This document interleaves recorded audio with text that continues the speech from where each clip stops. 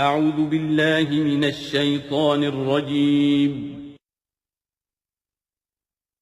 بسم الله الرحمن الرحيم.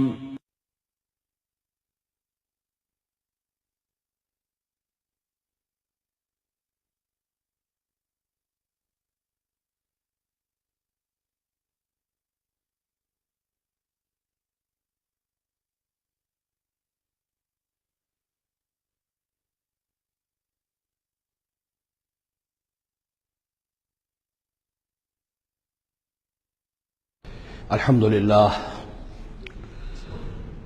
للہ وکفى والصلاة والسلام على عباده الذین اصطفى خصوصا على افضلهم وخاتم النبیین محمد الامین وعلى آلہ وصحبہ اجمعین. اما بعد فقد قال اللہ تبارک وتعالی كما ورد في سورة بنی اسرائیل: اعوذ باللہ من الشیطان الرجیم بسم اللہ الرحمن الرحیم ولا تخف ما ليس لك به علم ان السمع والبصر والفؤاد كل اولئك كان عنه مسؤولا. صدق اللہ العظیم. رب اشرح لي صدری ويسر لي امری واحلل عقدۃ من لسانی یفقهوا قولی. اللهم ربنا الہمنا رشدنا واعذنا من شرور انفسنا. اللهم ارنا الحق حقا وارزقنا اتباعه وارنا الباطل باطلا وارزقنا اجتنابه. اللهم وفقنا لما تحب وترضى. آمین یا رب العالمین. سورہ بنی اسرائیل کے تیسرے اور چوتھے رکوع کی 18 آیات میں جیسے کہ میں عرض کر چکا ہوں، حبر الامہ حضرت عبداللہ ابن عباس رضی اللہ تعالی عنہما کے قول کے مطابق تورات کی تعلیمات کا نچوڑ اللہ تعالی نے دے دیا ہے. So to say, this is the Quranic version of the 10 commandments of Torah. ذہن میں تازہ کر لیجئے. سب سے پہلی ہدایت: مت پوجو کسی کو سوائے اللہ کے. بندگی پرستش صرف اللہ کی. دوسری ہدایت: والدین کے ساتھ حسن سلوک. اور اس موضوع پر یہ قرآن مجید کا ذروۂ سنام ہے. اگر وہ تمہارے پاس بڑھاپے کی عمر کو پہنچ ہی جائیں تو انہیں اف تک مت کہو، انہیں کبھی جھڑکو نہیں، ان کے سامنے اپنے کندھے جھکا کر رکھو، عاجزی اختیار کرو، تواضع اختیار کرو. ہاں یہ کہ اگر کسی وقت کوئی بات ان کی رد کرنی ہی پڑے جبکہ تمہارے دل میں کوئی میل نہ ہو، سرکشی نہ ہو، تو اللہ تعالیٰ جانتا ہے تمہارے دلوں کی حالت کو، اللہ معاف فرمائے گا. تیسری ہدایت: رشتہ داروں کے حقوق ادا کرو اور محتاجوں کے اور غرباء کے مسک. چوتھی ہدایت: فضول خرچی میں دولت مت اڑاؤ. یہ تیسری اور چوتھی باہم مربوط ہے. اگر فضول خرچی میں دولت اڑاؤ گے تو ادائے حقوق کے لیے پیسے نہیں آئیں گے، بلکہ انسان مصرف جو ہے اپنی فاضل دولت کا کرے. حقوق کا ادا کرنا، اس میں قرابت دار سب سے پہلے ہے، پھر اور جو بھی محتاج ہے، مسکین ہے، پھر یہ کہ اللہ کے دین کے لیے خرچ کرنا ہے. اس میں پھر مزید ہدایت کہ اگر کسی وقت تمہاری اپنی حالت ایسی نہ ہو کہ کسی کے ساتھ تعاون کر سکو، تب بھی یہ ہے کہ بات نرم کرو، معذرت کرو بڑے اچھے انداز میں. اسی سلسلے میں مزید ہدایت کہ ان صدقات اور خیرات کے معاملے میں بھی انتہا پسندی نہیں ہونی چاہیے. نہ یہ ہو کہ آدمی بخیل ہو جائے اور ہاتھ اپنی گردن سے باندھ لے کہ کوئی پیسہ نکلے ہی نہ یہ کہ اپنے دونوں ہاتھ کھلے چھوڑ دے تو پھر یہ کہ اسے بعد میں پچھتانا پڑے. اسی میں مزید ہدایت: اگر تم اپنے کسی عزیز کا یا کسی اور بیچارے غریب انسان کا چاہتے ہو کہ اس کا حال بدل جائے، اس کی حالت بہتر ہو جائے، اپنی حد تک جو تم کر سکتے ہو ضرور کرو، لیکن یہ نہ سمجھو کہ تم کسی کی حالت بدلنے پر قادر ہو. کسی کے رزق کی کشادگی یا تنگی یہ سراسر اللہ کے ہاتھ میں. ایک اور ہدایت: زنا کے قریب تک نہ پھٹکنا. یہ بہت ہی بری شے، بے حیائی اور برا راستہ ہے. مزید ہدایت: انسانی جان کا احترام، قتل ناحق سے بچنا. اور جو شخص ناحق قتل کر دیا جائے اس کے ورثاء کو ہم اختیار دیتے ہیں، ان کے ہاتھ میں اختیار ہوتا ہے کہ قاتل کو معاف کریں یا قاتل سے جان کے بدلہ جان جو ہے اس کی لیں۔ مزید ہدایت، یتیموں کے مال کے قریب نہ پھٹکنا، لیکن بہت عمدہ طریقے سے ان کی حفاظت کرو، امانت سمجھو اس کو، یہاں تک کہ وہ اپنی بلوغت کو پہنچ جائیں، پھر یہ ہے کہ تم ان کے مال ان کے حوالے کر ہی دو گے۔ عہد کی پابندی کرو، جہاں معاہدہ ہو جائے، وعدہ ہو، اس کو پورا کرو، اور جب ناپ کا دینے لگو تو ناپو بھی پورا، اور تول کر دو تو سیدھی ترازو سے تولو۔ یہی بہتر ہے نتیجے کے اعتبار سے بھی، اسی سے جو بقیت اللہ جو بچ جائے گا تمہارے لیے اس میں برکت ہوگی، اور بے ایمانی سے کم ناپ کر کم تول کر کچھ زیادہ اگر تمہیں فوری طور پر حاصل کر بھی لیا تو اس میں برکت نہیں ہوگی بلکہ اس میں نحوست ہوگی۔ ان تمام چیزوں کے بارے میں فرمایا۔ اب جو اس کے بعد جو ہدایت ہے جو بہت اہمیت کی حامل ہے، وَلَا تَقْفُ مَا لَيْسَ لَكَ بِهِ عِلْمٌ، ایسی چیز کے پیچھے مت پڑو یا مت لگو جس کے لیے تمہارے پاس علم نہیں ہے۔ یہ انسان کا بحیثیت اشرف المخلوقات اس کا طرز عمل جو ہے وہ علم پر مبنی ہونا چاہیے، توہمات پر نہیں، خام خواہ کے توہمات جن کے لیے کوئی بنیاد نہیں، کوئی دلیل نہیں، ان توہمات کے اوپر انسان اپنی روش کو استوار کرے، یہ اس کے شایع نشان نہیں۔ البتہ اب علم جو ہے وہ دو طرح کے ہیں، یہ ہم سورہ بقرہ کے 4 رکوع میں دیکھ آئے ہیں۔ ایک ہے ہیومن نالج، ایکوائرڈ نالج، انسان جو علم حاصل کرتا ہے، اور ایک ہے ریویلڈ نالج جو اسے دیا جاتا ہے، وہ وحی کے ذریعے سے آتا ہے، الہام کے ذریعے سے آتا ہے۔ وہ ریویلڈ نالج جو ہے اس کے ریسیپینٹ جو ہے وہ ہیومن سول ہے، اسپرٹ ہے، یہ نہیں ہے، یہ سینسز نہیں ہے، یہ دماغ نہیں ہے۔ وہی چاہے جلی ہو چاہے خفی ہو، الہام ہو، کشف ہو، رؤیا صادقہ ہو، کوئی بھی شے ہو، اس کا تعلق اس حیوانی وجود سے نہیں ہے، اس کا در حقیقت اس روحانی وجود سے ہے جس کا مسکن قلب ہے۔ اب ظاہر بات ہے کہ اس میں بھی جو وہی خفی عام لوگوں کو ہو جاتی ہے، الہام ہو جاتا ہے، کچھ اور وہ بھی کوئی دلیل نہیں ہے۔ اس شخص کے لیے تو دلیل ہے وہ، اگر وہ شریعت کے خلاف نہ ہو، لیکن کسی اور کے لیے دلیل نہیں ہے۔ جو ریویل نالج ہے اس میں صرف وحی جلی جو انبیاء کے پاس آئی ہے وہ دلیل ہے، وہ دلیل قاطع ہے، وہ برہان قاطع ہے۔ ان کے پاس جو وحی جلی آئی وہ بھی، اور جو وحی خفی آئی وہ بھی۔ وحی نبوت جو ہے وہ علم ہے، العلم، ایک علم تو یہ ہے، اور دوسرا علم وہ ہے جو انسان حاصل کرتا ہے خود۔ اس کے لیے یہ سینس آرگنز جو اس کو دیے گئے ہیں، حواس خمسہ، جن میں سے اہم ترین جو ہے ان السمع والبصر، سماعت اور بصارت، باقی یہ کہ 3 اور بھی ہیں، چھونا ہے، چکھنا ہے، سونگنا ہے۔ ان سے جو سینس ڈیٹا ملتا ہے پھر وہ یہاں فیڈ ہوتا ہے دماغ میں، برین میں، اور یہ ایک کمپیوٹر ہے جو اسے پروسیس کرتا ہے، اس سے کچھ نتیجے نکالتا ہے۔ یہ آیت در حقیقت اس سے بحث کر رہی ہے۔ انسانی علم کے لیے اللہ تعالیٰ نے جو انسان کو ایپریٹس دیا ہے، جو آرگنز دیے ہیں، وہ ہے ان السمع والبصر والفؤاد کل اولئک کان عنہ مسئولا، وہ سماعت ہے، بصارت ہے اور عقل ہے۔ یہ فؤاد کا ترجمہ میں نے عرض کیا تھا عام طور پر دل کیا گیا ہے، حالانکہ کوئی اس کے لیے جو لغوی کوئی بنیاد موجود نہیں ہے کہ کون سا لفظ ہے، کون سا اس کا مادہ ہے۔ اس کا مادہ وہی ہے جس سے لفظ فائدہ نکلا ہے، اور آپ نے دیکھا ہوگا پرانے زمانے کتابوں میں کچھ لکھا پھر فے لکھ دیتے ہیں، فے فائدہ، یعنی اس بات سے یہ نتیجہ نکلتا ہے، پھر فے یہ نتیجہ نکلتا ہے، تو فائدہ نتیجہ ہے۔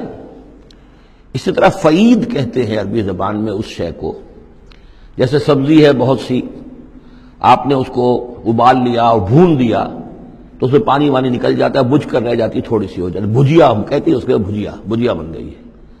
گوشت کا بھی یہ ہے کہ جب آپ اس کو سینکتے ہیں پانی وغیرہ نکل جاتا ہے، مختصر ہو جاتا ہے، تو اس کا خلاصہ نکلتا ہے۔ تو سینس ڈیٹا سے جو خلاصہ نکالتا ہے پھر یہ برین کمپیوٹر، یہ ہے در حقیقت فؤاد، اس سے فائدہ حاصل کرنا، اس سے نتیجہ نکالا، اس سے انفر کرنا، اور اس سے انفر کر کے پھر جو بھی پاسٹ میموری موجود ہے، سٹورڈ ہے اس کے اندر، اس کے ساتھ اس کو پھر وہ کمپیئر کرتا ہے، پھر کوئی نیا نتیجہ نکلتا ہے تو اب سٹور کر لیتا ہے کہ ایک بات اور مجھے معلوم ہو گئی۔ اور یہ اس طریقے سے رفتہ رفتہ انسانی علم بڑھتے بڑھتے کہاں تک پہنچ گیا ہے؟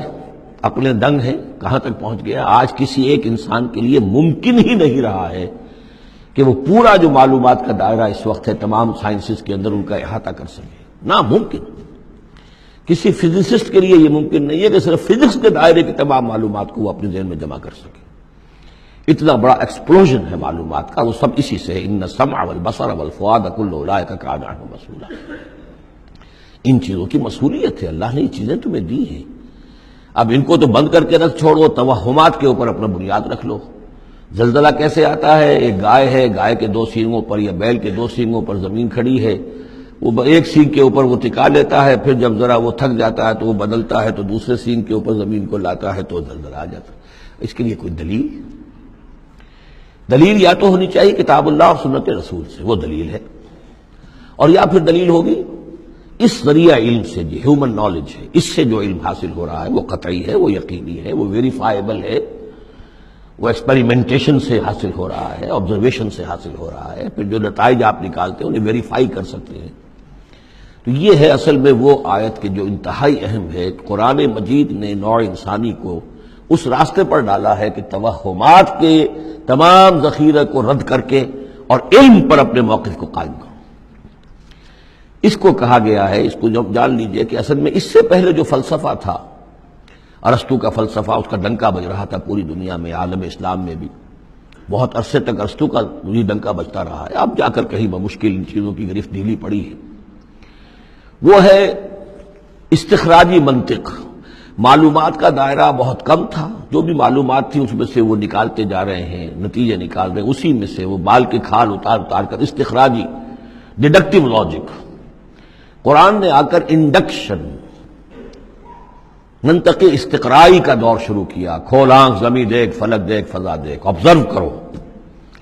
افلا ينظرون الى الابل كيف خلقت والى السماء كيف رفعت والى الجبال كيف نصبت والى الارض كيف سطحت۔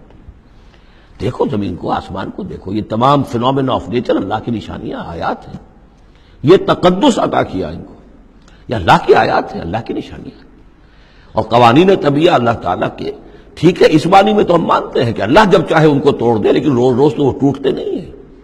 اتنے محکم قوانین ہیں یہ، اگر یہ محکم قوانین نہ ہوتی، سائنس پاسبل ہی نہ ہوتی، ٹیکنالوجی ممکن ہی نہ ہوتی۔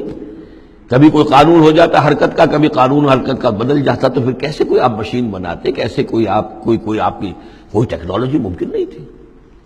These laws of nature, physical laws, وہ بہت مضبوط ہے، اللہ کے بنائے ہوئے۔ ہاں، اللہ سے بالا تر نہیں ہے، یہ نہیں ہے کہ اللہ بھی پابند ہو گیا انہی کا۔ ظاہر بات ہے کہ سمندر ایک ہی دفعہ پھٹا ہے، حضرت موسیٰ علیہ السلام کے لیے معجزے کے طور پر روز روز تو نہیں پھٹتا سمندر۔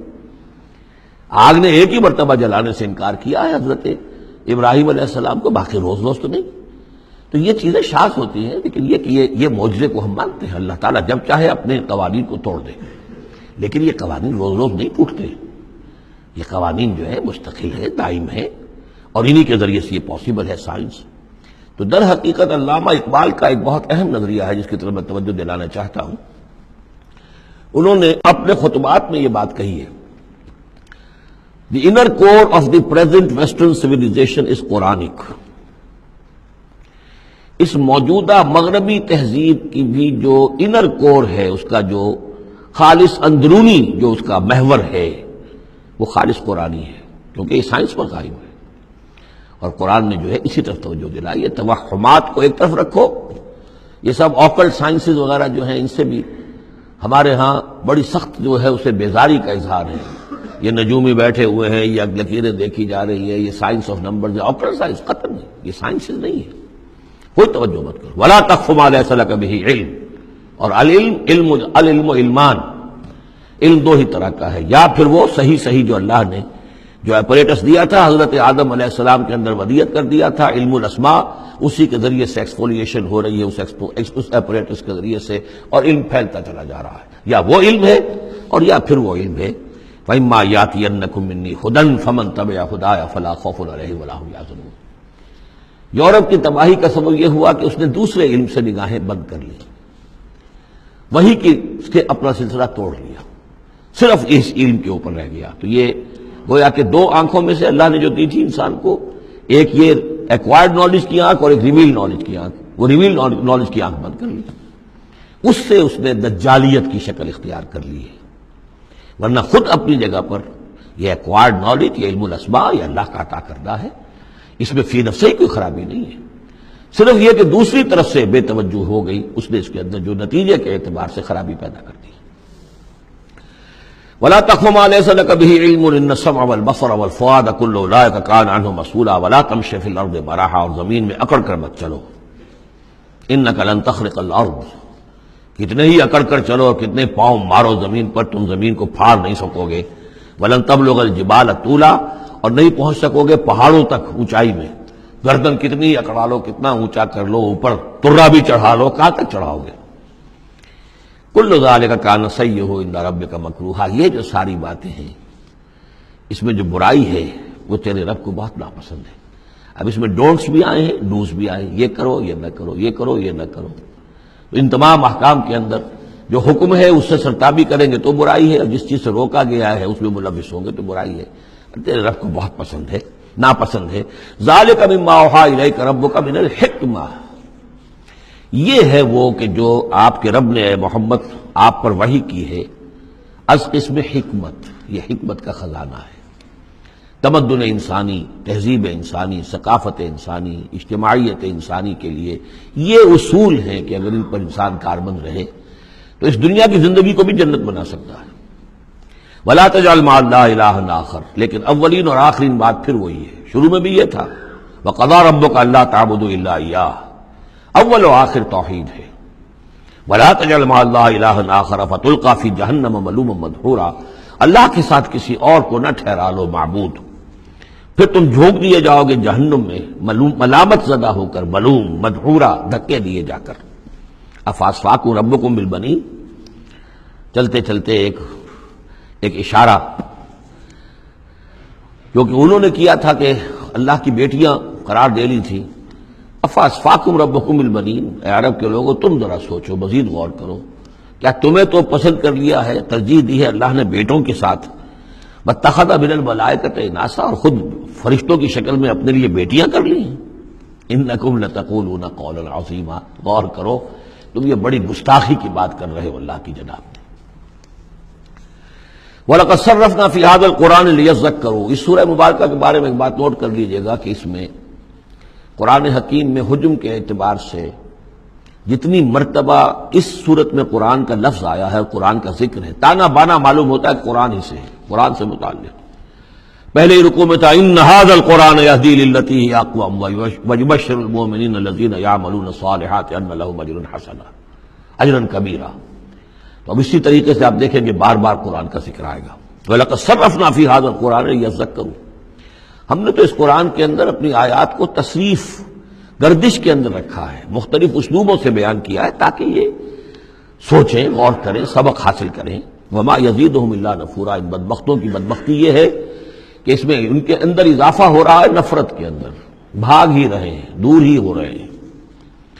قُلْ لَوْ كَانَ مَعَهُ آلِهَةٌ كَمَا يَقُولُونَ، اے نبی ان سے کہیے کہ اگر اللہ کے ساتھ اور بھی آلہہ ہوتے جیسے کہ یہ کہہ رہے ہیں، اذا لابتغوا الى ذی العرش سبیلا، تو وہ بھی تو ذی العرش کی طرف کوئی راستہ تلاش کرتے، یعنی یہ کہ اگر کوئی اور الہ ہوتے تو کیا ان کے دل میں یہ تمنا نہ ہوتی کہ سب سے بڑا الہ میں کیوں نہ بنوں؟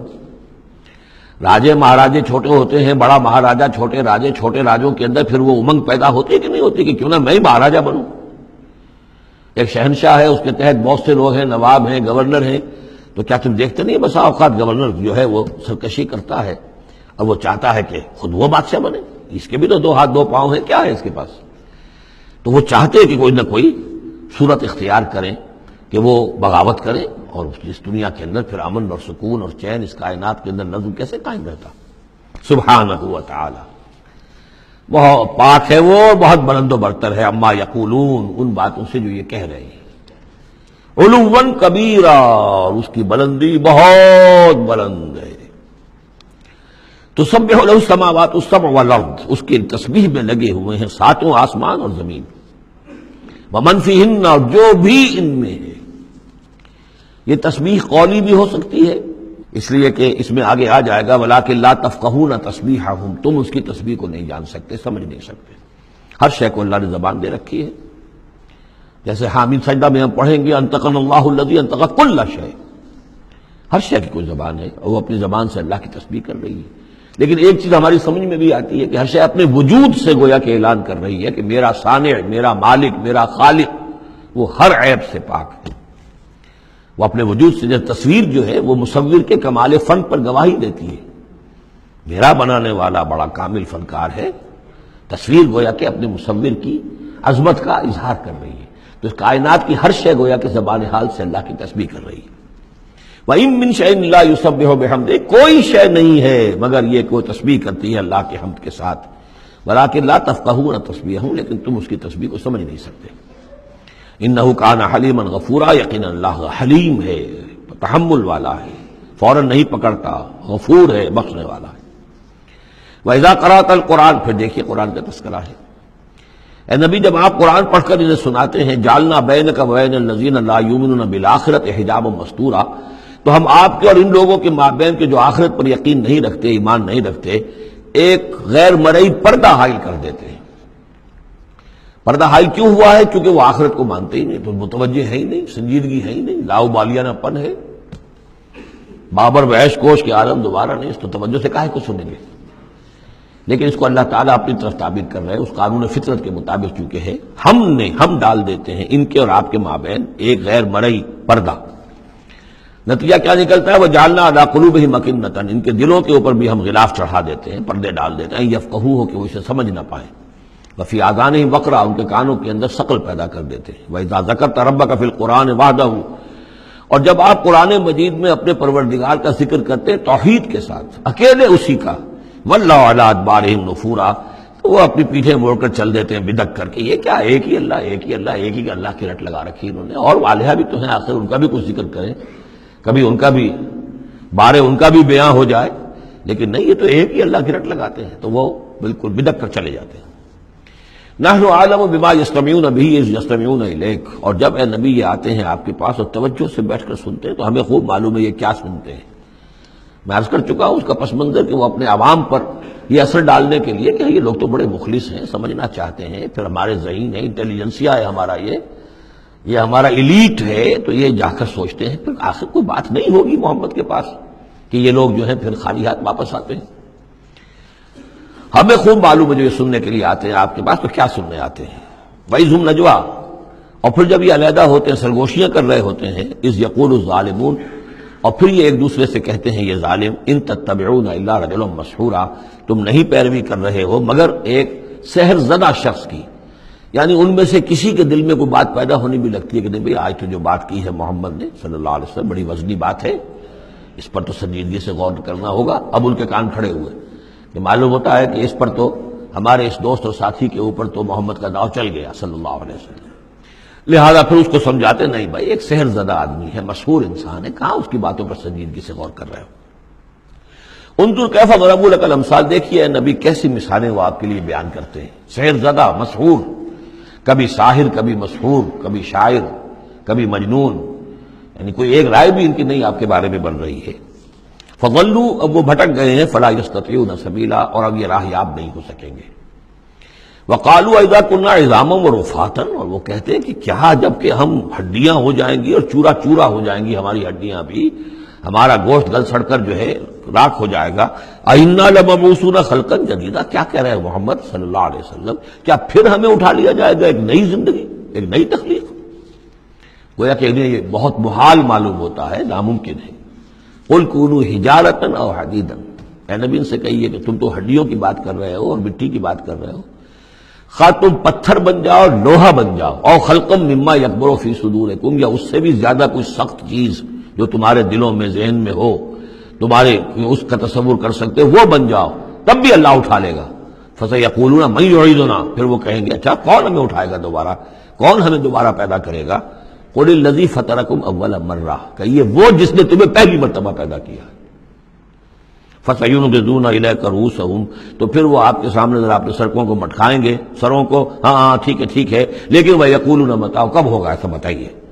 قُلْ عَسَىٰ أَن يَكُونَ قَرِيبًا، کہہ دیجئے ہو سکتا ہے قریب ہی آئی ہوئی، تمہاری شامت جو ہے ہو سکتا ہے دور نہ. یوم یدعوکم فتستجیبون بحمدہ، جس دن کہ وہ تمہیں پکارے گا جب تم اپنی قبروں میں ہوگے یا گلے سڑے ہوئے ہڈیوں کی شکل میں ہوگے، لیکن تم چلے آؤ گے اس کی پکار پر لبیک کہتے ہوئے، بحمدہ اس کی حمد کرتے ہوئے، وتظنون ان لبثتم الا قلیلا، اور تم گمان کرو گے نہیں رہے ہم مگر بہت تھوڑا سا عرصہ، دنیا میں بھی اور یہ پورا عالم برزخ جو ہے یہ بھی کچھ تھوڑا سا ہی عرصہ تھا جو ہم گزار کر آئے ہیں۔ وَقُلْ لِعِبَادِي يَقُولُوا الَّتِي هِيَ أَحْسَنُ، اے نبی میرے بندوں سے کہہ دیجئے، اب یہ عبادی کون ہے؟ اہل ایمان، بجائے یا ایھا الذین آمنوا کہنے کے قُلْ لِعِبَادِي میرے بندوں سے کہہ دیجئے، یقولوا الَّتِی هِیَ أَحْسَنُ، وہ بات کیا کریں عمدہ، مطلب یہ ان کی طرف سے کوئی تلخی کی بات نہیں ہونی چاہیے۔ اب ان لوگوں کے آباء و اجداد سے بنے ہوئے ان کے خیالات ہیں، عقائد ہیں، ان کی ریتیں ہیں، ان کی رسمیں ہیں، ان کی حمیت ہے، ان کی غیرت ہے، عوام میں جہالت ہے، ان کے چودھریوں میں اپنے مفادات، اپنی حیثیت، اس کا احساس ہے، لہذا یہ تمام رکاوٹیں جو ان لوگوں کے راستے میں حائل ہیں ان کا خیال کریں تو اپنا جو داعی جو ہے اس کے اندر تحمل ہونا چاہیے، حلم ہونا چاہیے، داعی کہیں مشتعل نہ ہو۔ قل لعبادی یقولوا التی ہی احسن، انہیں بات کرنی چاہیے عمدہ۔ ان الشیطان ینزغ بینہم، یقین شیطان تو چاہے گا کہ ان کے درمیان کوئی لڑائی شروع کرا دے، ہاتھا پائی شروع کرا دے۔ ان الشیطان کان للانسان عدوا مبینا، یقیناً شیطان جو ہے وہ تو انسان کا کھلا دشمن ہے ہی۔ ربکم اعلم بکم، تمہارا رب تم سے خوب واقف ہے۔ ان یشاء یرحمکم، وہ چاہے گا تو تم پر رحم فرمائے گا، اور ان یشاء یعذبکم، چاہے گا تمہیں عذاب دے گا۔ وما ارسلناک علیہم وکیلا، اور نبی ہم نے آپ کو ان پر کوئی داروغہ بنا کر نہیں بھیجا ہے کہ آپ ذمہ دار ہیں ان کو ہدایت پر لانے کے، نہیں، یہ معاملہ ہر شخص کا اپنا ہے، ذاتی ہے، ہز اون چوائس۔ وَرَبُّكَ أَعْلَمُ بِمَنْ فِي السَّمَاوَاتِ وَالْأَرْضِ، اور اللہ آپ کا رب خوب جانتا ہے ان تمام چیزوں کو کہ جو آسمان میں ہے اور زمین میں ہے۔ وَلَقَدْ فَضَّلْنَا بَعْضَ النَّبِيِّينَ عَلَىٰ بَعْضٍ، اور ہم نے بعض انبیاء کو بعض انبیاء پر فضیلت دی ہے۔ اب چونکہ یہ مسئلہ وہی ہے، آخری دور ہے مکے کا، اور وہ خبریں پہنچ چکی ہیں، اور یہ صورت بنی اسرائیل کے تاریخ سے شروع ہو رہی ہے، تو اب ظاہر بات ہے کہ ایک مسئلہ اٹھ کھڑا ہوگا کہ آیا موسیٰ افضل ہے یا محمد افضل ہے، یا یہ کہ عیسیٰ افضل ہے یا محمد افضل ہے صلی اللہ علیہ وسلم علیہ الصلوۃ والسلام۔ تو یہاں پر مسلمانوں کو اس دعوت اور تبلیغ کے جو تقاضے ہیں ان کے حوالے سے کہ اس بحث میں تم نہ پڑو، اگر اس بات کو تم زیادہ زور دو گے ان میں حمیت پیدا ہو جائے گی، جیسے ہمارے ہاں وہ کھڑے ہو کر الاپتے ہیں سارے نبیوں سے افضل ہمارا نبی، ٹھیک ہے وہ ہے افضل، لیکن خود انہوں نے کہا ہے کہ مجھے یونس ابن متہ پر بھی فضیلت مت دو، حضور کے صحیح حکم کی خلاف ورزی کرتے ہیں جو یہ کہتے ہیں افضل، اس میں کوئی شک نہیں، لیکن یہ کہ اس افضلیت کا اس طریقے کا چرچا کرنا جو ہے اس سے دوسروں کے اندر ایک جو ہے منفی کیفیات پیدا ہوتی ہیں۔ اس حوالے سے حضور کی حدیث ہے یہ، مجھے یونس ابن متہ پر بھی فضیلت مت دو، یونس وہ ہیں رسولوں میں سے ایک ہی رسول ہیں دنیا میں جنہیں کچھ اللہ نے سزا دی ہے، پکڑ ہوئی ہے، اور کسی کا معاملہ نہیں، یہ سورہ یونس میں ہم دیکھا ہے، تو آپ نے فرمایا مجھے یونس پر بھی فضیلت مت دو، اس لیے کہ اس بات میں مت پڑھو وَلَقَدْ فَضَّلْنَا بَعْضَ النَّبِيِّينَ عَلَىٰ بَعْضٍ، ہم نے بعض انبیاء کو بعض انبیاء پر فضیلت دی ہے، بس اصولی بات ہے، تِلْكَ الرُّسُلُ فَضَّلْنَا بَعْضَهُمْ عَلَىٰ بَعْضٍ۔ اب یہاں دیکھیے خاص طور پر پھر ان کے نبی کا ذکر کیا جا رہا ہے، وَآتَيْنَا دَاوُودَ زَبُورًا، ہم نے داؤد کو زبور عطا کی تھی۔ ہم ان انبیاء اور رسل کے جو عظمتیں ہیں، ان کے جو مقامات ہیں، ان کے اعتراف میں، ان کے اعلان میں ہمیں کوئی باک نہیں، ہمیں کوئی جھجک نہیں۔ قُلِ ادْعُوا الَّذِينَ زَعَمْتُم مِّن دُونِهِ، کہیے ان سے کہ پکارو انہیں جنہیں تم سمجھتے ہو کہ اللہ کے سوا کوئی معبود ہے، کوئی کار مختار وہ بھی ہیں۔ فَلَا يَمْلِكُونَ كَشْفَ الضُّرِّ عَنكُمْ وَلَا تَحْوِيلًا، تو انہیں کوئی اختیار حاصل نہیں ہے نہ تو تم سے کوئی تکلیف دور کرنے کا اور نہ ہی کوئی حالت کو بدل دینے کا۔ اولئک الذین یدعون، وہ ہستیاں جنہیں یہ پکار رہے ہیں، پکارنے والوں میں دیکھیے کہ پکارنے میں ایک تو ایسے بھی تھے خیالی ہستیاں جن کا کوئی وجود ہی نہیں، من گھڑت، لیکن پکارے جانے والے انبیاء، اولیاء اللہ یا فرشتے یہ بھی تو ہو سکتے ہیں نا، لیکن اس عالم امر میں، اس عالم غیب میں ان کا حال کیا ہے جنہیں یہ پکار رہے ہیں؟ ہم کئی دفعہ دیکھا ہے انہیں پتہ بھی نہیں کہ یہ ہمیں پکار رہے ہیں، قیامت کے دن وہ تو انکار کریں گے، ہمیں کوئی معلوم نہیں تھا کہ تم نے ہمارے ساتھ یہ گستاخیاں کی ہیں اور ہمیں شرمندگی کا سامان بن گئے ہو، کہ اللہ تعالیٰ کے سامنے ہماری شرمندگی ہے کہ اللہ تعالیٰ کے ہاں پیش ہو رہے ہیں کہ ہمیں مد مقابل بنایا گیا اللہ کا۔ لہذا اولئک الذین یدعون یبتغون الی ربہم الوسیلۃ، اس عالم غیب میں وہ تو خود اللہ کے اپنے رب کے تقرب کے متلاشی ہیں۔ یہ وسیلہ کا لفظ آ چکا ہے اس سے پہلے، یبتغون الی ربہم الوسیلۃ ایہم اقرب، یعنی اس عالم امر میں بھی درجات ہیں، فرشتے ہیں، طبقہ اسفل کے فرشتے ہیں، پھر درجہ اعلیٰ کے فرشتے ہیں، پھر مقربین بارگاہ ہیں، پھر وہ جو ہے ملائے اعلیٰ جس کو کہا جاتا ہے، ملائکہ مقربین ہیں، تو ان کے اندر بھی ایک درجہ بندی ہے، اور وہ اس عالم کے اندر بھی جیسے یہاں اللہ کے بندے تقرب اللہ کی کوشش کر رہے ہیں، وہ وہاں پر وہ بھی اس عالم کے اندر، بس فرق تو یہی ہے کہ وہ ہماری نگاہوں سے اوجھل ہے۔ یبتغون الی ربہم الوسیلۃ ایہم اقرب، چاہتے ہیں کہ اور آگے بڑھیں اور قرب ہو جائے، ایک دوسرے سے آگے نکل جائیں۔ وَيَرْجُونَ رَحْمَتَهُ، اور اس کی رحمت کے امیدوار ہیں، وَيَخَافُونَ عَذَابَهُ، اور اس کے عذاب سے ڈرتے رہتے ہیں۔ ان عذاب ربک کان محذورا، واقعہ یہ ہے کہ آپ کے رب کا عذاب جو ہے واقعتاً ایسی شے ہے جس سے ڈرتے رہنا چاہیے۔ وَإِن مِّن قَرْيَةٍ إِلَّا نَحْنُ مُهْلِكُوهَا قَبْلَ يَوْمِ الْقِيَامَةِ أَوْ مُعَذِّبُوهَا عَذَابًا شَدِيدًا، اور نہیں ہے کوئی بستی مگر یہ کہ ہم اسے ہلاک کر کے رہیں گے قیامت کے دن سے قبل، یا عذاب دیں گے اسے بہت ہی شدید عذاب۔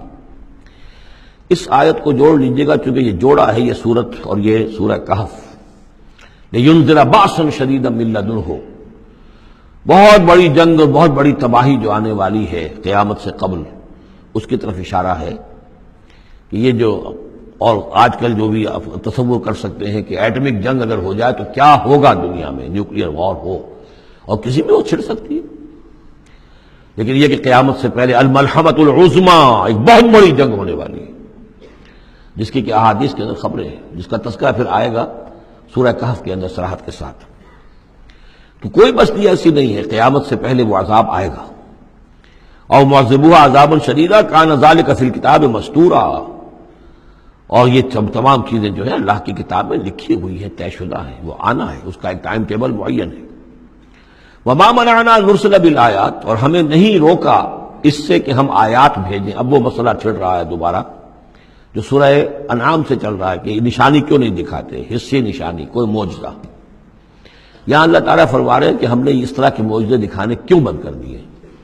وما منعنا، نہیں روکا ہم کو اس سے کہ ان نرسل بالآیات، کہ ہم وہ معجزات دکھائیں، الا ان کذب بها الاولون، اس لیے کہ ہم نے یہ دیکھ لیا کہ پچھلوں نے بھی جھٹلایا ان کو۔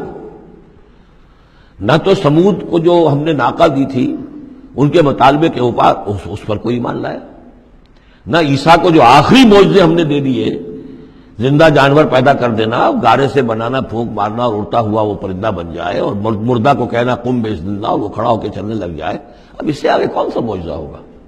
لیکن کوئی مانا معلوم ان کذب بها الاولون، پہلوں نے بھی ان معجزات کا انکار ہی کیا، جھٹلایا۔ وآتینا ثمود الناقۃ مبصرۃ، ہم نے سمود کو، قوم سمود کو ان کی آنکھیں کھولنے کے لیے ہم نے اونٹنی والی نشانی دکھا دی، فظلموا بها، انہوں نے اس پر بھی ظلم کیا۔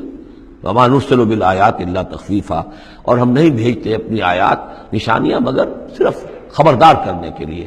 وہ خبردار کرنے کے لیے اب ہم اپنی قرآن مجید کی آیات بھیج رہے ہیں۔ وَإِذْ قُلْنَا لَكَ إِنَّ رَبَّكَ أَحَاطَ بِالنَّاسِ، اور جب ہم یہ کہتے ہیں کہ آپ کے رب نے تو لوگوں کا احاطہ کیا ہوا ہے، تب بھی یہ کہتے ہیں اس کا کیا مطلب ہے؟ کہاں ہے اللہ؟ کہاں ہمارا احاطہ ہوا ہے؟ ظاہر بات ہے کہ یہ مسئلہ ہے جو سمجھیے فلسفے کے مشکل ترین مسائل میں سے ہے، حقیقت و ماہیت وجود۔ ایک اللہ کا وجود ہے، ہر جگہ ہے، ہر آن ہے، لیکن یہ کہ یہاں دنیا میں ہے کہ نہیں ہے، یہ دنیا ہے یا اللہ ہے، کیا ہے؟ اب یہ سمجھ میں آنے والی بات نہیں ہے۔ اسی لیے کچھ لوگوں نے اس کو ہماوست، سب قاضی کائنات جو ہے خدا ہی ہے، خدا ہی نے یہ روپ دھار لیا ہے، جیسے انسانوں کا روپ دھار لیتا ہے وہ اوتار کی شکل میں آ جاتا ہے، ایسے خدا نے اس کائنات کی شکل اختیار کر لی ہے۔ اس کو پینتھیزم کہتے ہیں انگریزی میں، ہماوست، سب خدا ہی ہے۔ یہ بہت بڑا کفر ہے، شرک ہے۔ تو کیسے سمجھے؟ بہت سی چیزیں ہیں جو انسان کی سمجھ سے بالا تر ہیں۔ اللہ ہے کیسے ہے؟ کیا دنیا میں اللہ نہیں ہے تو اللہ کی ذات محدود ہو گئی؟ پوری یہ کائنات اس میں اللہ کا وجود ہی نہیں ہے تو اس کا مطلب یہ کہ اللہ تو پھر علیحدہ کہیں ایک محدود سی شخصیت ہو گئی جو کسی جگہ پر ہے، لیکن اللہ تو ایبسلیوٹ ایگزسٹنس ہے اس کی، کسی حدود اور قیود اور زمان و مکان اور سمت ان سے تو باورا ہے، وراء الورا ثم وراء الورا۔ وَمَا جَعَلْنَا الرُّؤْيَا الَّتِي أَرَادْنَاكَ إِلَّا فِتْنَةً لِلنَّاسِ۔ اسی طریقے سے اب یہ مسائل گنوائے جا رہے ہیں کہ جو لوگوں کے لیے بڑے ان کا، چونکہ ان کی طرف سے ان کا رد عمل جو ہے وہ صحیح نہیں ہوتا، لہذا اللہ تعالیٰ نے معجزے دکھانے بند کر دیے ہیں، اور حضور کے بارے میں طے کر لیا کہ وہ معجزہ نہیں دکھائیں گے جس طرح کا معجزہ یہ مانگ رہے ہیں۔ اسی طرح ہم نے جو آپ کو مشاہدہ کرایا جس شب معراج کا، وما جعلنا الرؤیا التي، رؤیا یہاں خواب کے معنی میں نہیں ہے، جیسے رؤیت بصری ہے، ہم دیکھ رہے ہیں، یہ بھی تو رؤیت ہی ہے، تو حضور کو باقاعدہ مشاہدہ کرایا التي اریناک کا، جو آپ کو دکھایا ہم نے، الا فتنۃ للناس، وہ بھی لوگوں کے لیے فتنہ بن گیا۔ لوگوں نے کہا کہ یہ تو معلوم ہوتا ہے کہ اب بالکل ہی ان کا دماغ چل گیا ہے، معاذ اللہ ثم معاذ اللہ۔ بہت خوش ہوئے تھے مشرکین مکہ، بہت خوش ہوئے، چلو جی چلیے اب ہماری مشکل حل ہو گئی، اب تو ہم تمام مسلمانوں کو باور کروا لیں گے کہ آج تک تم نہیں مانتے تھے، واقعتاً محمد کا دماغ چل گیا ہے صلی اللہ علیہ وسلم۔ وہ کہہ رہے ہیں میں راتوں رات بیت المقدس بھی ہو کے آ گیا ہوں اور میں آسمانوں کی سیر کر کے آ گیا ہوں۔ اب یہ بات ناقابل قیاس، کیسے انسان سمجھے، گمان نہیں کر سکتا۔ آج تو پھر بھی آپ سوچ سکتے ہیں کہ آج تو آپ کے پاس وہ ذرائع ہیں کہ چاند پر بھی آپ پہنچ گئے ہیں، لیکن یہ کہ آج سے آپ 1400 برس پہلے کے انسان کے بارے میں سوچئے، اسے بیت المقدس جانے کے اندر بھی جو ہے 15 دن لگتے تھے، تو کیسے وہ گیا اور گئے بھی اور آ بھی گئے رات ہی رات کے اندر۔ بڑے خوش ہو کر آئے حضرت ابو بکر کے پاس، ابو بکر سنا تمہارے ساتھی کیا کہہ رہے ہیں؟ کہ کیا کہہ رہے ہیں؟ وہ کہہ رہے ہیں میں رات کو بیت المقدس ہو کر آ گیا ہوں۔ ایک دفعہ ایک لمحہ توقف کیا، کیا واقعی کہہ رہے ہیں؟ ہاں ہاں کہہ رہے ہیں، چلو ہم تمہیں ملوا دیتے ہیں، ان سے کہلوا دیتے ہیں، چلو صحیح، اگر وہ کہہ رہے ہیں تو ٹھیک کہہ رہے ہیں، بس ختم۔ اس دن سے صدیق کا لقب، وہ کہہ رہے ہیں تو ٹھیک کہہ رہے ہیں۔ اور فرمایا جب میں یہ مانتا ہوں کہ آسمان سے روز ان کے پاس فرشتہ آتا ہے، تو اگر وہ آسمان ہوا ہے تو کون سی بڑی بات ہو گئی؟ اگر اللہ کا فرشتہ آسمان سے روز آتا ہے ان کے پاس، تو وہ آسمان پر ہو کے آ گئے تو کون سی بڑی بات ہوئی؟ وہ اگر کہہ رہے تو سچ کہہ رہے ہیں۔ مستند ہے ان کا فرمایا ہوا، وما جعلنا الرؤیا التي اریناک الا فتنۃ للناس، یہ بھی لوگوں کے لیے فتنہ بن گیا۔ وشجرۃ الملعونۃ فی القرآن، اسی طرح ایک مثال ہے قرآن مجید میں زقوم کے درخت کا ذکر آتا ہے کہ وہ درخت جو ہے وہ عین جہنم کے اس کے تہ کے اندر اس کی جڑ ہوگی، وہاں سے وہ درخت کیسا ہوگا؟ آگ کے اندر درخت، ہاؤ از اٹ پاسبل؟ اب یہ زقوم کا یہ بھی ان کے لیے ایک فتنہ بن گیا۔ اب یہ چیزیں نہیں جانتے کہ اس عالم کا کہ جو فزیکل لاز ہے وہ اور ہوں گے، مختلف ہوں گے، اس آگ کی نوعیت اور ہے، وہ آگ یہ نہیں ہے، وہ آگ جو ہے اس کی حیثیت ہی کچھ اور ہے۔ تو فرمایا وَالشَّجَرَةُ الْمَلْعُونَةُ فِي الْقُرْآنِ، اور جس قرآن مجید میں جس ملعون شجر کا ذکر ہے، وَنُخَوِّفُهُمْ، لیکن یہ ساری باتیں ہم انہیں بتاتے ہیں خبردار کرنے کے لیے، فَمَا يَزِيدُهُمْ إِلَّا طُغْيَانًا كَبِيرًا۔ اب یہ ان کی بدبختی ہے کہ ان تمام چیزوں سے ان کے اندر سرکشی ہی کے اندر اضافہ ہو رہا ہے، بڑھتے چلے جا رہے ہیں سرکشی میں۔ وَإِذْ قُلْنَا لِلْمَلَائِكَةِ اسْجُدُوا لِآدَمَ فَسَجَدُوا إِلَّا إِبْلِيسَ، اور یاد کرو جب کہ ہم نے کہا تھا فرشتوں سے کہ سجدہ کرو آدم کو، تو ان سب نے سجدہ کیا مگر ابلیس نے نہیں کیا۔ قَالَ أَسْجُدُ لِمَنْ خَلَقْتَ طِينًا، یہ چوتھی مرتبہ اب یہ آدم اور ابلیس کا قصہ آ رہا ہے قرآن میں۔ اس نے کہا کیا میں اس کو سجدہ کروں جسے تو نے بنایا ہے گارے سے؟ قَالَ أَرَأَيْتَكَ هَذَا الَّذِي كَرَّمْتَ عَلَيَّ، مزید اس نے کہا کہ ذرا دیکھو، ذرا دیکھ پروردگار، یہ جو انسان آدم جس کو تو نے مجھ پر عزت دی ہے، مجھ سے بالا تر کر دیا، کرمت علیہ، لئن اخرتنی الی یوم القیامہ، اگر تو مجھے مہلت دے دے قیامت کے دن تک، لاحتنکن ذریتہ الا قلیلا، میں اس کی پوری نسل، اس کی ساری اولاد کو لگام دے دوں گا سوائے بہت تھوڑے سے لوگوں کے، ان کو گمراہ کر کے چھوڑوں گا۔ قال ذب فمن تبعک منہم فإن جہنم جزاؤکم جزاء موفورا، اللہ نے فرمایا جاؤ دفع ہو جاؤ، ٹھیک ہے، ان میں سے جو بھی آدم کی نسل میں سے جو بھی تیری پیروی کریں گے تو پھر تم سب کے لیے تمہارا بدلہ جہنم ہے، وافر بدلہ ہوگا تمہارے لیے تمہارے گناہوں اور سرکشی کے لیے۔ وَاسْتَفْزِزْ مَنِ اسْتَطَعْتَ مِنْهُمْ، یہ لفظ آئے گا کئی بار، ذرا نوٹ کر لیجیے۔ فز کہتے ہیں عربی زبان میں بکری کا جو بچہ نوزائیدہ ابھی ہوتا ہے، جیسے کل بھی میں نے ذکر کیا تھا، وہ کھڑا ہوتا ہے تو ٹانگیں اس کی لڑکھڑا رہی ہوتی ہیں، تو اس طریقے سے یعنی اس طرح جب کہ کسی انسان کی ٹانگیں لڑکھڑا جائیں، اس کے اندر حوصلہ ختم ہو جائے، ہمت اس کے جواب دے رہی ہو، تو اس کے لیے پھر یہ محاورہ ہے یا کنایا ہے۔ وَاسْتَفْزِزْ مَنِ اسْتَطَعْتَ مِنْهُمْ، تو پھسلا لے ان کو، ان میں سے جس کو چاہے، بِصَوْتِكَ، اپنی آواز سے، وَاجْلِبْ عَلَيْهِمْ، اور چڑھا لا ان کے اوپر، بِخَيْلِكَ، اپنے سواروں کو، وَرَجْلِكَ، اپنے پیادوں کو، وَشَارِكْهُمْ فِي الْأَمْوَالِ وَالْأَوْلَادِ، اور تجھے کھلی چھوٹ ہے ان کے ساتھ مشارکت کر، ساجھا کر مال میں اور اولاد میں، وعدہم، اور ان سے جو چاہے وعدے کر جھوٹے سچے، وما یعدہم الشیطان الا غرورا، لیکن نہیں وعدہ کرتا ان سے شیطان مگر دھوکے کے۔ ان عبادی لیس لک علیہم سلطان، میرے بندوں پر تجھے اختیار کوئی نہیں ہوگا۔ ورغلا لو جس طرح، سبز باغ دکھا لو جس طرح، جو چاہو وسوسہ اندازی کر لو، اس کا اختیار ہے، لیکن یہ اختیار نہیں ہے کہ میرے کسی بھی بندے کو تم زبردستی اس کی مرضی کے خلاف، اس کی مرضی کے بغیر گمراہی پر لے جاؤ۔ وَكَفَىٰ بِرَبِّكَ وَكِيلًا، اور کافی ہے تیرا رب ان کے لیے کارساز جو اللہ کے بندے جو شیطان سے بچنا چاہیں۔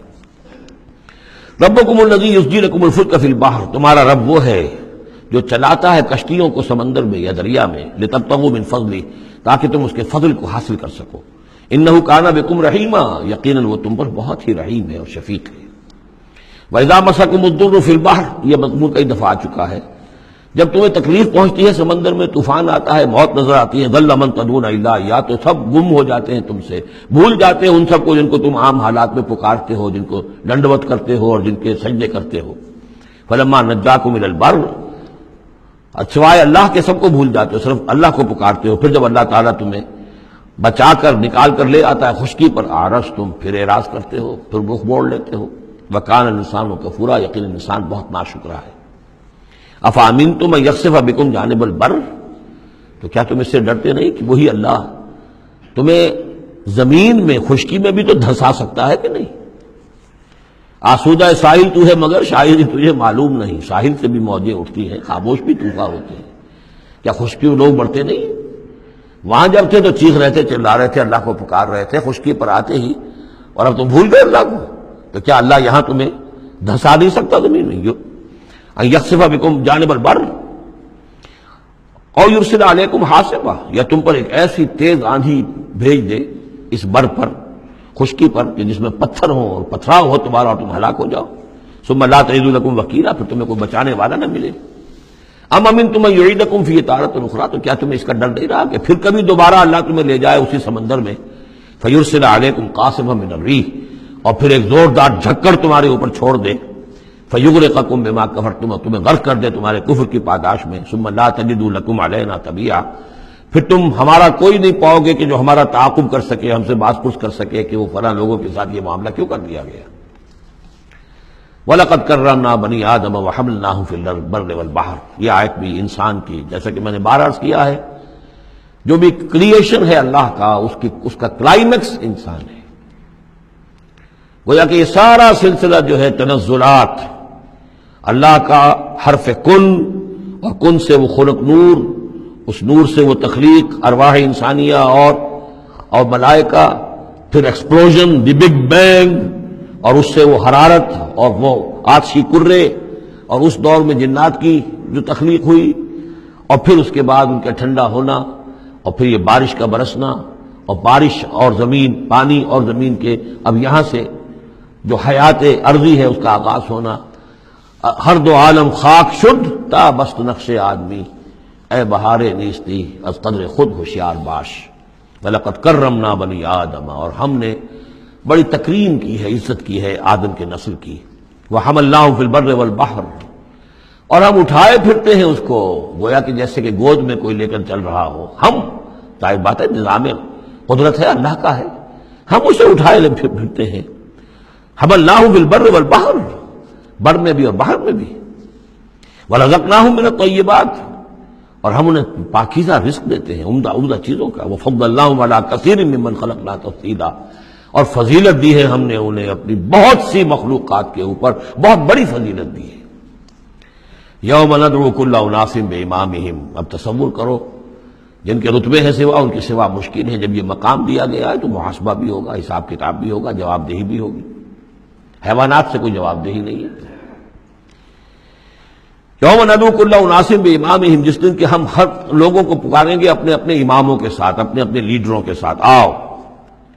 فمن اوتی کتابہ بیمینہ، تو جس کو بھی دیا جائے گا اعمال نامہ اس کے داہنے ہاتھ میں، فاولئک یقرؤون کتابہ، وہ پڑھیں گے اپنے اعمال نامے کو خوشی کے ساتھ، ولا یظلمون فتیلا، اور ان پر دھاگے کے برابر بھی ظلم نہیں کیا جائے گا۔ ومن کان فی ہذہ اعمی فہو فی الآخرۃ اعمی، جو اس دنیا میں اندھا رہا وہ وہاں بھی اندھا ہوگا، جس نے یہاں آیات الہی کو دیکھا ہی نہیں، حیوانوں کا سا دیکھنا دیکھا، انسانوں کا سا دیکھنا نہیں دیکھا۔ دیدن دیگر آموز، سنیدن دیگر آموز کی نوبت نہیں آئی۔ جو یہاں اندھے رہے تو آخرت میں بھی اندھے ہوں گے، بلکہ اس سے بھی زیادہ اضل سبیلا، بھٹکے ہوئے ہوں گے۔ وَإِن كَادُوا، یہ بہت اہم مضمون آیا ہے جو اس سے پہلے سورہ یونس میں آیا تھا، اب یہاں آیا ہے۔ وَإِن كَادُوا لَيَفْتِنُونَكَ عَنِ الَّذِي أَوْحَيْنَا إِلَيْكَ لِتَفْتَرِيَ عَلَيْنَا غَيْرَهُ، اور اے نبی یہ لوگ تو تلے ہوئے ہیں اس بات پر کہ آپ کو بچلا دیں، فتنے میں ڈال دیں اس چیز کے بارے میں جو ہم نے آپ کی طرف وحی کی ہے، تاکہ آپ کوئی اور شے گھڑ کر ہماری طرف، اس قرآن کے سوا کوئی شے گھڑ کر ہماری طرف منسوب کر دیں۔ سورہ یونس میں آیا تھا کہ انہوں نے کہا ائت بقرآن غیر ھذا او بدلہ، اے نبی اے محمد یہ قرآن بہت ریجڈ ہے، ان کمپرومائزنگ ہے، اس کو تو ہم قبول نہیں کر سکتے، ناٹ ایکسیپٹیبل۔ ہاں کچھ اس میں ترمیم کرو، کچھ کو بدل دو، کچھ نرمی کرو، کچھ ہماری بات مانو، کچھ اپنی بنواؤ، وہی دباؤ۔ اور آپ اندازہ کر لیجیے جو میں آپ کو واقعہ سنا چکا ہوں کہ کس طریقے سے عوام کے اوپر ان لیڈروں نے اپنا اثر قائم کر لیا تھا۔ وہ لوگ سمجھتے تھے کہ ٹھیک تو کہہ رہے ہیں، یہ بھائی رسالت کا دعویٰ کر رہے ہیں تو معجزہ دکھائیں۔ ادھر یہ ہے کہ اللہ تعالیٰ کا فیصلہ یہ کہ معجزہ نہیں دکھائیں گے۔ ان کان کبر علیک اعراضهم فان استطعت ان تبتغي نفقا في الارض او سلما في السماء فتاتيهم بآية، اگر آپ کے اندر طاقت ہے تو لے آئیے کہیں سے معجزہ، کوئی آسمان پہ سیڑھی لگائیں یا زمین میں سرنگ لگا لیں، لے آئیے اس میں معجزہ، ہم تو نہیں دکھائیں گے۔ تو کس قدر دباؤ تھا حضور پر صلی اللہ علیہ وسلم۔ اس دباؤ میں اس کا بھی اضافہ ہے کہ کہتے اچھا ٹھیک ہے محمد ہم بات مان لیں گے آپ کی، ذرا یہ اس کے اندر ترمیم کیجیے، ائت بقرآن غیر ھذا او بدلہ۔ وہی بات یہاں ہے، وَإِن كَادُوا لَيَفْتِنُونَكَ عَنِ الَّذِي أَوْحَيْنَا إِلَيْكَ لِتَفْتَرِيَ عَلَيْنَا غَيْرَهُ، یہ تلے ہوئے ہیں کہ آپ کو بچلا دیں گے اس چیز سے اور منحرف کر دیں گے کہ جو ہم نے آپ کی طرف وحی کی ہے، تاکہ کچھ اور چیز گھڑ کر آپ ہماری طرف منسوب کر دیں۔ وَإِذًا لَاتَّخَذُوكَ خَلِيلًا، اور پھر یہ آپ کو اپنا دوست بنا لیں گے۔ دوست کیا، وہ تو بادشاہ بنانے کو تیار تھے، ہم آپ کو بادشاہ بنانے کو تیار ہیں۔ وَلَوْلَا أَن ثَبَّتْنَاكَ، بہت اہم آیت ہے یہ، اور اگر ہم نے ہی نہ آپ کے پاؤں جما دیے ہوتے۔ دیکھیے محمد رسول اللہ کی بات ہو رہی ہے، آسان نہیں ہے، دباؤ، اس پورے پریشرز جو چاروں طرف سے پڑ رہے تھے۔ اللہ فرماتے ہیں وَلَوْلَا أَن ثَبَّتْنَاكَ، اگر ہم نے آپ کے قدم نہ جما دیے ہوتے، لَقَدْ كِدتَّ تَرْكَنُ إِلَيْهِمْ شَيْئًا قَلِيلًا، تو عین ممکن تھا کہ آپ کچھ نہ کچھ ان کی طرف مائل ہو ہی جاتے، جھک ہی جاتے، دباؤ اتنا شدید تھا۔ لولا ان ثبتناک، بالکل ویسے ہی جیسے کہ حضرت یوسف کے بارے میں فرمایا وَلَقَدْ هَمَّتْ بِهِ وَهَمَّ بِهَا لَوْلَا أَن رَأَىٰ بُرْهَانَ رَبِّهِ، اس عزیز کی بیوی نے تو قصد کیا ہی تھا، یوسف بھی کرتا اگر اللہ کی ایک برہان نہ دیکھ لیتا، اس کا امکان موجود تھا کہ بر بنائے تب بشری، وہی معاملہ یہاں۔ وَلَوْلَا أَن ثَبَّتْنَاكَ، اگر ہم نے آپ کے پاؤں نہ جما دیے ہوتے، آپ کے دل کو جما نہ دیا ہوتا، آپ کو ثبات عطا نہ کر دیا ہوتا، لَقَدْ كِدتَّ، آپ تو قریب ہو گئے تھے، تَرْكَنُ إِلَيْهِمْ کہ کچھ شَيْئًا قَلِيلًا ان کی طرف جھک جائے۔ اِذًا لَأَذَقْنَاكَ ضِعْفَ الْحَيَاةِ وَضِعْفَ الْمَمَاتِ، اگر ایسا ہو جاتا تو ہم آپ کو دگنی سزا دیتے دنیا کی اور دگنی سزا دیتے آخرت کی۔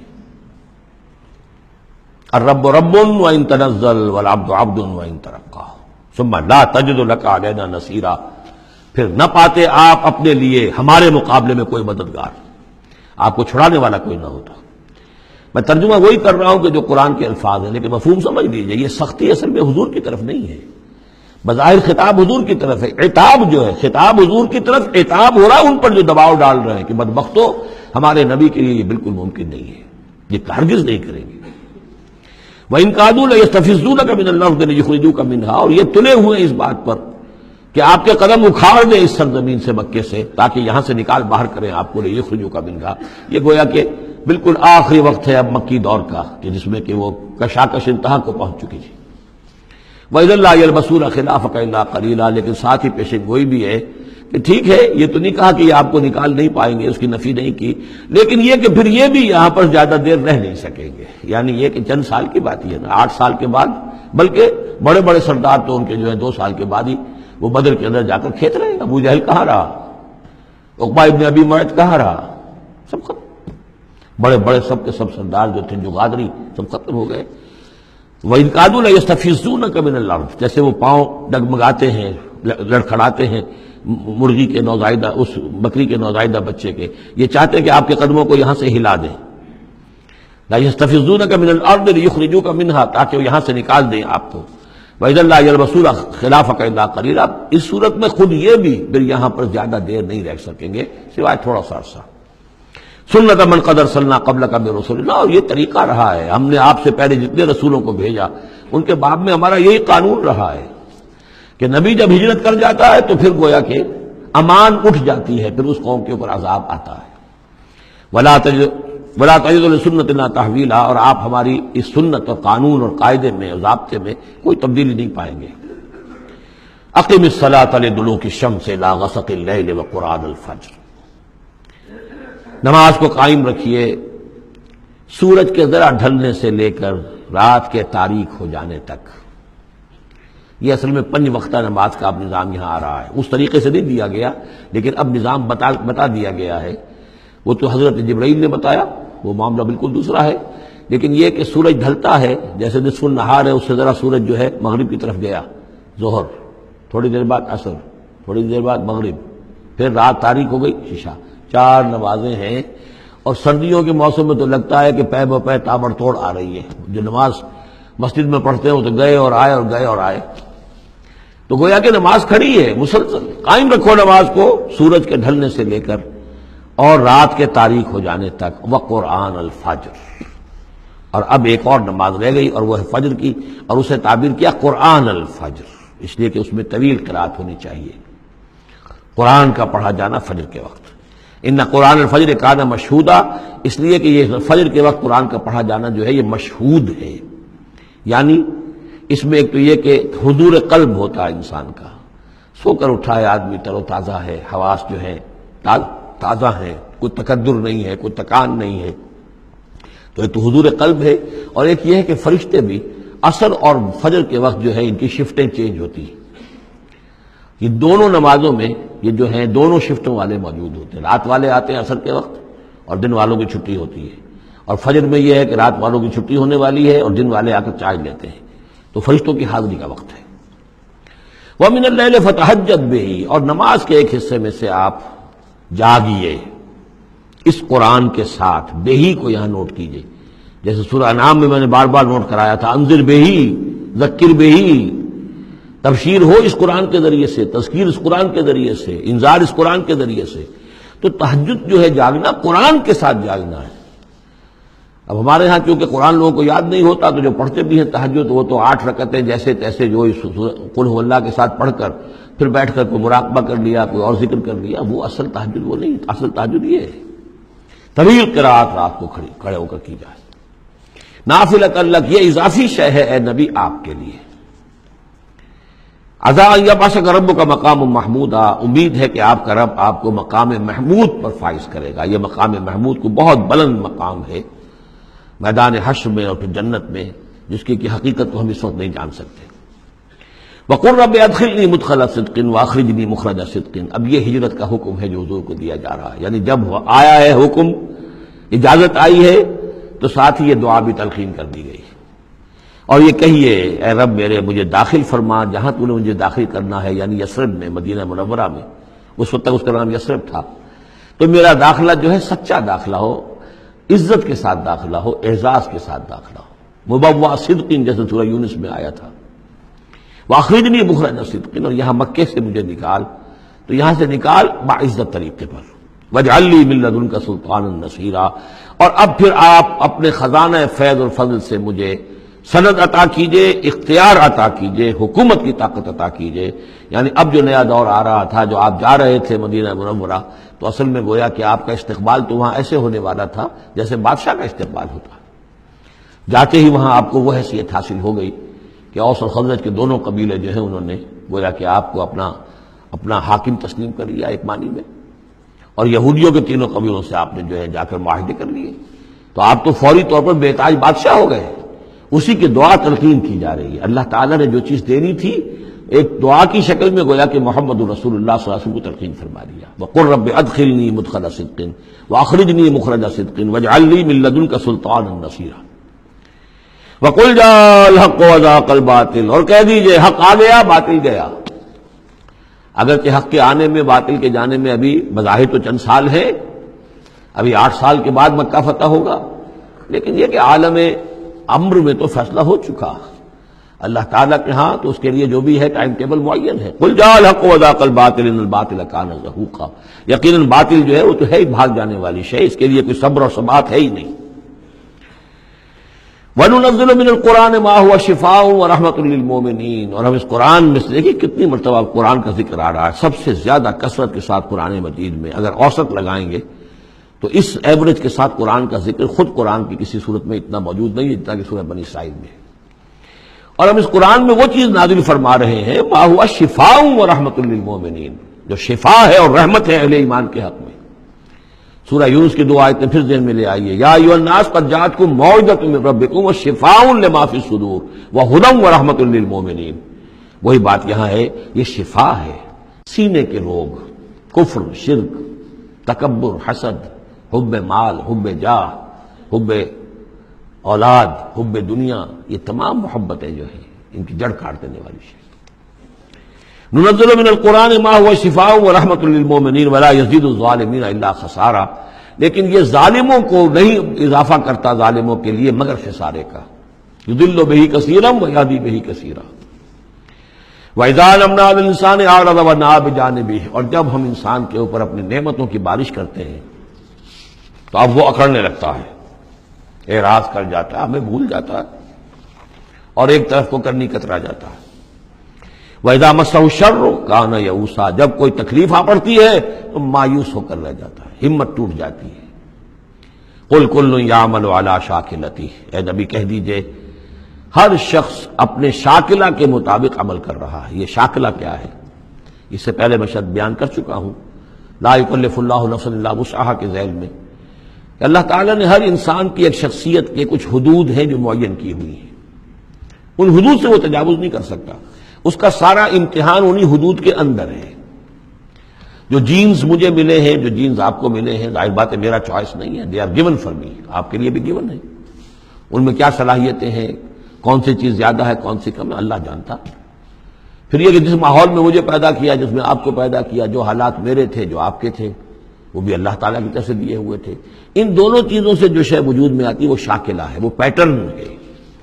جیسے کہ آپ کو کوئی دھات جس سے کوئی شے ڈھال کر بنانی ہے تو پہلے اس کا سانچہ بناتے ہیں، اس سانچے میں پھر اس دھات کو اس کو میلٹ کر کے جب اس کو پگھلا کر ڈالتے ہیں تو اسی کی شکل اختیار کر لیتی ہے۔ تو یہ پیٹرن ہے۔ اب اس کے اندر آدمی نیکی کے لیے، بدی کے لیے، جو بھی کرتا ہے، بھلائی کے لیے، شاید اس پیٹرن کے اندر اندر کرے گا، اس سے آگے نہیں جا سکتا، جس کو آپ انگریزی میں کہتے ہیں one can not outgrow his skin. کتنے ہی آپ پھیل جائیں، موٹے ہو جائیں، وہ کھال اور پھیل جائے گی، کھال سے باہر تو نہیں نکل سکیں گے، کتنے ہی آپ فرما ہو جائیں۔ تو یہ شاکلہ ہے، اس شاکلہ کے اندر اندر آپ کو کام کرنا ہے۔ اللہ جانتا ہے کہ اس نے شاکلہ کون سا دیا تھا آپ کو، اس کے حساب سے، اس کی مناسبت سے حساب لے گا آپ سے۔ لا یکلف اللہ نفسا الا وسعہا، فربکم اعلم بمن هو اہدی سبیلا۔ اسی کو حضور نے بیان فرمایا کہ الناس کالمعادن، معدنیات کی طرح ہے، کہ سونے کی اور ہے اور چاندی کی اور ہے۔ تو تیرا رب خوب جانتا ہے کہ کون ہے وہ کہ جو زیادہ ہدایت پر ہے، راستے پر، راستے کے اعتبار سے۔ وَيَسْأَلُونَكَ عَنِ الرُّوحِ، یہ ان 3 سوالوں میں سے ایک تھا کہ جو پوچھے گئے تھے حضور سے امتحاناً۔ جیسے پہلے ایک سوال کیا گیا تھا کہ یہ بنی اسرائیل مصر کیسے پہنچ گئے، کیا ماجرا تھا ان کے پہنچنے کا، ایسے ہی یہ 3 سوال ایک مرتبہ انہوں نے پوچھوائے تھے یہودیوں نے، یہود کے علماء نے۔ یہ محمد نبوت کا دعویٰ کر رہے ہیں تو آپ لوگ پوچھئے ان سے ذرا، پہلی بات تو یہ پوچھئے کہ روح کی کیا حقیقت ہے، دوسرے یہ ذوالقرنین کون تھے، ان کے کیا حالات تھے، تیسرے اصحاب کہف کون تھے۔ تو اصحاب کہف اور ذوالقرنین کے سوالوں کا جواب سورہ کہف میں ہے جو اگلی سورت ہے۔ روح کے بارے میں یہاں مختصر جواب دیا جا رہا ہے۔ یسألونک عن الروح، یہ آپ سے روح کے بارے میں پوچھ رہے، قل الروح من امر ربی وما اوتیت من العلم الا قلیلا، یہ تیرے رب، آپ کے رب کے امر میں سے ہے، یہ عالم امر کی شے ہے، اور نہیں دیا گیا تمہیں علم میں سے مگر تھوڑا سا۔ عالم امر کا علم تم حاصل نہیں کر سکتے، تمہارے لیے سارا علم جو ہے وہ عالم خلق کا علم ہے۔ تمہاری یہ ساری جو ان السمع والبصر والفؤاد، اس کی رسائی جو ہے وہ عالم خلق تک ہوگی، اس سے آگے نہیں۔ عالم امر کی باتیں جو ہے عالم غیب ہے، وہ تمہارے لیے، اس پر تمہیں ایمان بالغیب لانا ہوگا۔ الذین یؤمنون بالغیب ویقیمون الصلاۃ ومما رزقناہم ينفقون۔ ہاں یہ جان لو کہ یہ اس عالم خلق کی شے نہیں ہے، یہ روح جو ہے کچھ اور شے، کہیں اور سے آئی ہے، یہ عالم امر کی شے ہے۔ عالم امر جیسا کہ میں نے عرض کیا، یا فرشتے عالم امر سے متعلق ہیں یا ارواح انسانیہ، یا ان کی کمیونیکیشن جو ہوتی ہے، فرشتہ جب بات کرتا ہے تو وہ روح جس کو ہم کہتے ہیں وحی، وہ بھی روح ہے۔ تو یہ 3 چیزیں ہیں کہ جن کا تعلق عالم امر سے ہے۔ اور روح انسانی بھی انہیں میں شامل ہے۔ بارک اللہ لی ولکم فی القرآن العظیم ونفعنی وإیاکم بالآیات والذکر الحکیم۔